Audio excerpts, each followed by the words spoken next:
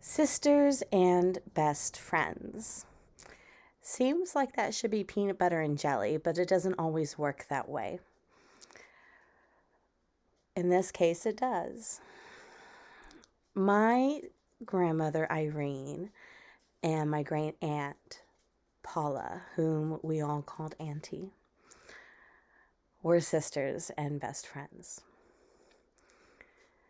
There are things that sisters and best friends have in common. So first, let me tell you about them. Auntie Paula, for the rest of this. Paula was the oldest, and she left home first. Both Paula and Irene finished 8th grade, and beyond that, neither was expected to continue their education. For women in their time and their community weren't expected to have formal education beyond that. But Paula left home first. And when she came back, she decided to go to California. And Irene was not going to be left behind again. So she left too. And the rest of the family followed. Both were courageous. I'm not going to say fearless because we all have fear. But they both overcame that, and they were courageous. Paula, here is a story to tell you of Paula.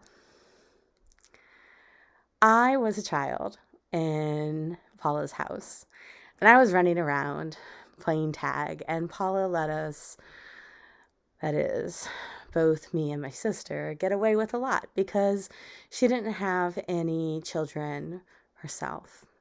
She was always our other grandmother. And I ran into her room, which was usually off limits for play. And I saw all of these heads with hair on them. And I went, "Oh, what is this?" And Paula came in. And she goes, "Well, that's my hair." And I looked, and she had hair on her head. And I go, "No, that's your hair." And then she went and took it off. I did not know that she wore wigs. And she had just bits of hair that she had pinned close to her scalp. And she said, "Honey, I can't look this good every day. I get extra help, and what's nice is I can change my style like that." She had started losing her hair when she was younger. And rather than bemoan the fact, she went and saw it as an opportunity to change how she looked when she wanted. She was courageous. She was funny, unashamed. That was my Auntie Paula. And she was auntie to everyone in our family. Now, Irene, I often joke that Irene was the hurricane to my Grandpa Dan's gentle rain. And that is the truth. For my grandfather was content to allow Irene to rule the roost, and she did. Irene was the baby of the family. There were 4 siblings. And she was beautiful, and she knew it, and she knew how to use it. She had 1 child, my dad. Irene was quick to judgment, yet she was loyal to those that she loved.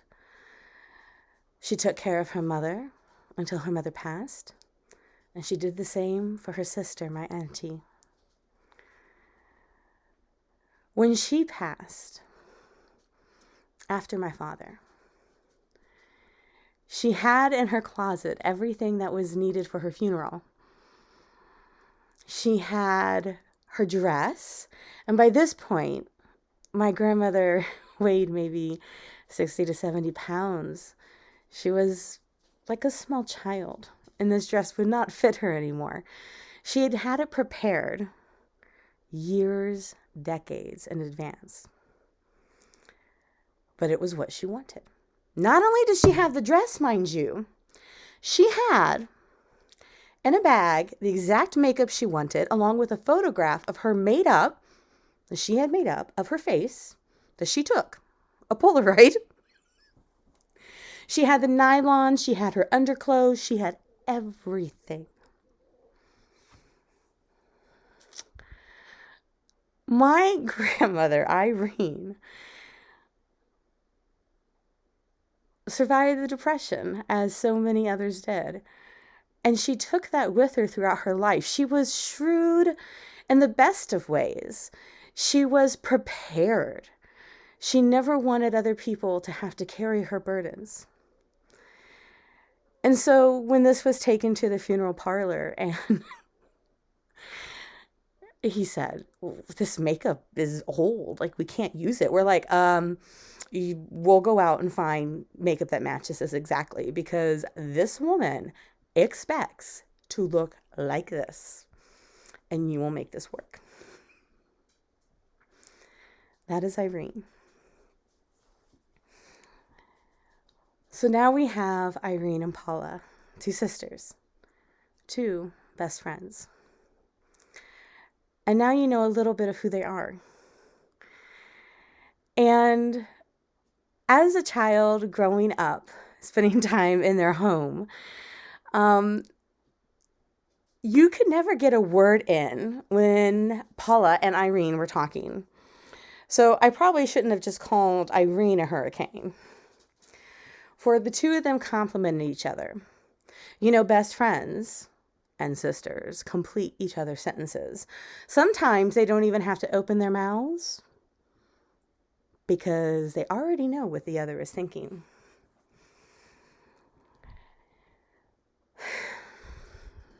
They also call each other out when they do things that are wrong. My grandmother's known, Irene, she was known for this lemon cake.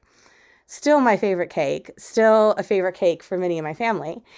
And she entrusted Paula with making my mother's lemon cake for her birthday. Now, my mom is born on St. Patrick's Day. And the cake comes out. It's green. Now, we're all a little surprised because lemons are yellow. And before any of us say anything, Irene goes, Paula, I am so impressed that you thought to dye the cake green in honor of Sharon and St. Patrick's Day. And I look at Auntie's face, and Paula looked confused. I was not going to comment on it. And Paula says, Yes, I thought that was quite clever too. And I thought, oh Lord, there's something afoot. I was sitting closest to her, and my sister was there too, and we both exchanged looks because my sister and I are also best friends, so we didn't have to say a word. We already kind of knew something was up. And so, you know, my grandmother was just thrilled that my Auntie Paula went the extra mile, right? So she's cutting the cake and she's putting slices on plates, and we're all sitting there. We take a bite. What do you think she all used? Limes. None of us were going to say anything. But you know, sisters who are best friends, they call each other out. And here goes Irene. Pauline, I think you use limes instead of lemons. And here's Paula, wringing her hands. Well, I was really hoping nobody would notice the difference. And my mother is like, It tastes just fine, Auntie. It's good. It tastes fine. Irene, no, it doesn't. It tastes horrible. This is horrible. Paula, I can't believe that you would bring this over and you would serve this and then you would lie and say that you put a dye in it. And Paula says, well, I thought maybe when you suggested it, I thought maybe that was what I did. I couldn't remember. Sisters who are best friends not only call you out on stuff, they don't let you get away with it, and they remind you of it every time lemon cake is served in the future. That's right.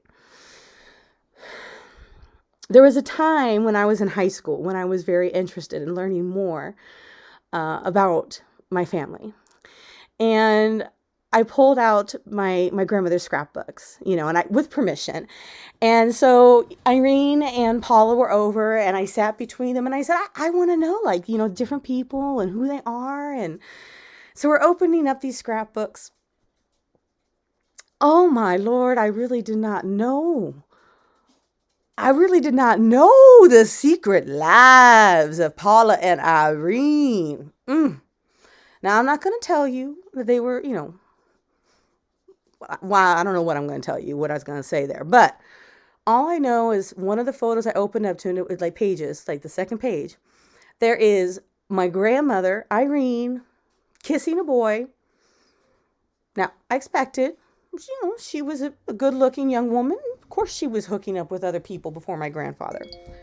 But on the next page, well, not the next page, in the next picture, the same man with Paula kissing.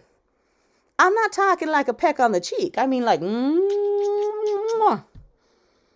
And I paused, and I said, Grandma, is that the same boy? Auntie, is that the same? They went, yeah. No shame. Sisters who are best friends have no shame. Nothing to keep from each other, and apparently nothing to keep from their granddaughter. Okay, because I was Auntie's granddaughter too. I didn't have a chance to ask why. I was trying to formulate that, and they go, "Oh, you want to know why?" Yeah, I kind of do. Because this looks like it's the same day. Like these pictures are all the same day at the beach, right? And they go, "Well, sometimes we swap." Swap. Well, we wanted to see how good a kisser he was. So the best way to do it was, your grandma kiss him, I kiss him, and then we talk later about what you think. We rate it. Well, I mean, when they put it that way, it makes sense, but I never guessed the secret lives of Irene and Paula. All right. Fair enough. And they go, oh, his name was Billy. That's Billy. Irene with Billy, Paula with Billy.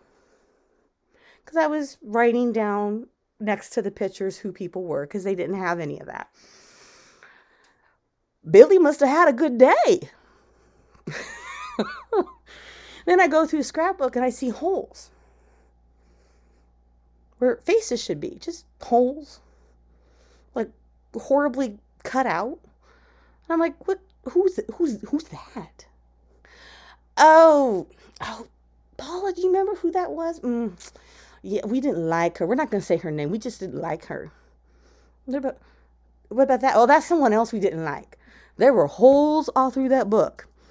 I'm going to tell you, sisters and best friends, they will dislike the same people. You know why? They are loyal. So I have inherited a scrapbook full of cutout heads. Somewhere in this world, there are floating heads cut out by Irene and Paula. Now, on that same note, they also just kept parts of people that they really liked. You may be wondering what I mean. Now, sometimes when you go through someone's house, you notice that there's things you don't notice every day, right? So when I would pass by the fridge, there were magnets and stuff on Grandma's fridge. And one day I noticed she had a picture But it was just of a man's torso from like his swim trunks down. And I went, Auntie, who's that? She goes, oh, that's your Grandpa Dan. Where's the rest of him? She goes, I don't know. Your grandma's had that up there a long time. I go to Irene. Grandma, what's with Grandpa? Why'd you cut him off? She goes, oh, I kept my favorite part. Yeah. So, there's floating heads and apparently half my grandpa out there. Now, the other thing to understand about sisters and best friends is they spill the tea. Now, of course, they never talked about spilling tea because that's a new phrase. And they never said the word gossip. They didn't talk about chisme. They didn't do any of that. What they would say instead is, have you heard about, did you know? Oh, I have something to tell you. As kids, we always knew that was a cue that they were going to drop some juicy gossip. Now, most of the time, we didn't know who they were talking about. Irene and Paula knew a lot of people. I'm telling you, a lot of people. Lot of people. I'm not even going to drop names here because I don't want to get sued. They knew a lot of people that had names, like big names. Okay, so my favorite bit of gossip drop happened at Christmas one year. Now, we always would have an annual beautiful Christmas dinner arranged by my cousin. This is their brother's son. And was lovely. His family would be there. They'd host it. Our family would come, my grandparents and my auntie, and if she had a boyfriend at the time, because this was after my Uncle Bill died, her husband, he would attend. Like I said, a boyfriend at the time. Auntie was a free spirit. At this time, I don't think she had one. Well, it's hard to keep straight. Doesn't matter. So we're there. Now, my auntie had a huge appetite. Now, I got to tell you, I'm a little jealous. Because if I had 3 helpings at every meal I sat at, I would be 5 times the size I am now. My auntie probably at her most, and when I knew her, weighed 120 pounds. So at this time, she probably weighed about 90 pounds. She'd always have 3 helpings at every meal. This was standard. We were a little concerned for her because she was only having 2 helpings lately. Okay? And I'm talking like country town buffet helpings, like it's rounded out where all the food's mixed together. So she'd only had 2 helpings. And our cousin, his wife, just incredible cook. So it was disturbing. And so I don't know if I was sitting next to her or my sister. It was always one of us. So my cousin remarked on it. He said, Paula, you feeling all right? You only had a couple helpings. She said, oh, I don't know. I think I might have that AIDS thing that's going around. Silence at the table. Now, there was a brief silence from my dad and from my Grandpa Dan. And then they just continued to eat. Almost as if they knew everything that was going to come later. Okay? But the rest of us just sort of stopped. Now, I will tell you, the time period was probably around 1989, something along those lines. So at this time, we all knew what AIDS was. It was past the AIDS hysteria. Well, I mean, some people still have it, but we all knew how AIDS was contracted, what it was. We're looking at my great aunt, okay, thinking, no. She probably is misunderstanding what AIDS is, right? Since my dad is shoveling food, and so is my grandfather, and my grandmother Irene is like, oh, like maybe it is his AIDS thing, right? My cousin feels like he's due to, and he's a very kind, generous man, feels like, well, I'm going to have to be the spokesperson to explain this. And he said, Auntie, I don't think you have AIDS. And she said, I don't know. It's going around. I hear that there's more and more cases. I could have AIDS. And the rest of us are just like trying to eat, like, but we're also really listening, like, how's he going to handle this one, right? So then we get to hear my wonderful, loving cousin explain how AIDS is contracted. Sexual intercourse, or any kind of, transmission of fluids.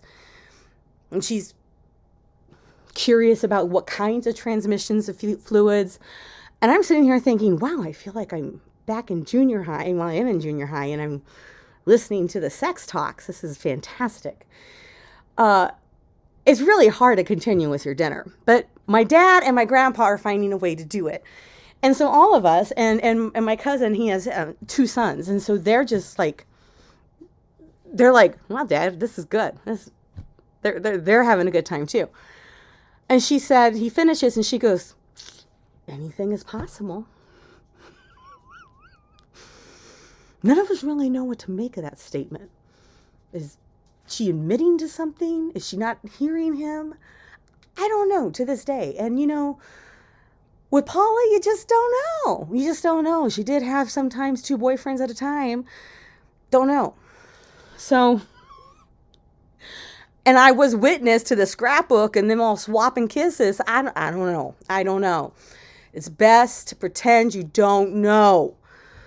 So then my grandma interrupts the conversation by saying, Paula, did you know?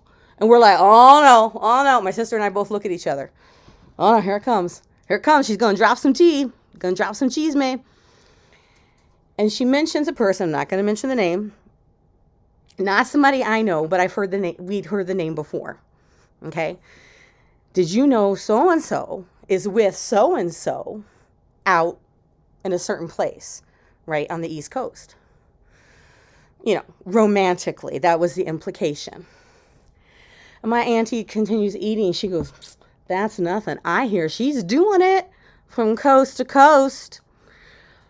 At that, one of my male cousins gets up because he's choking on his food and has to excuse himself for the bathroom. I'm dying. My sister and I are just looking at each other like, I can't.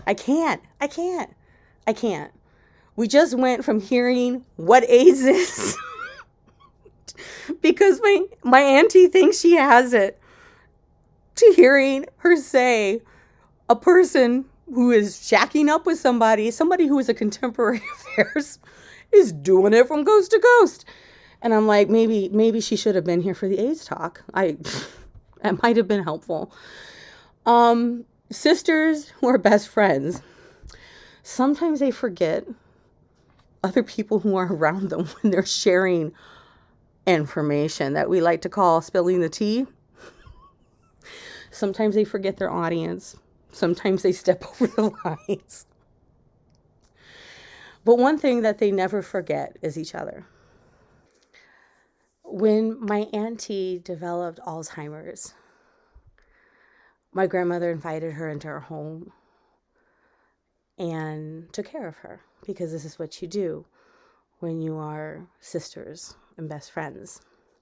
And she took care of her for as long as she was physically capable of doing it. And the last person my grandmother remembered is her sister, her best friend. There is something about sisters who are best friends. There is something beyond loyalty. There is the ability to call each other out and you don't ever let them forget it.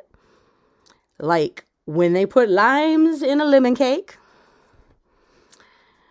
There is the ability to share stories that nobody else has, because you yourself have been there and have experienced a lifetime of memories. You may be different, but there are certain traits that you carry. In the case of Irene and Paula, they both survived the depression.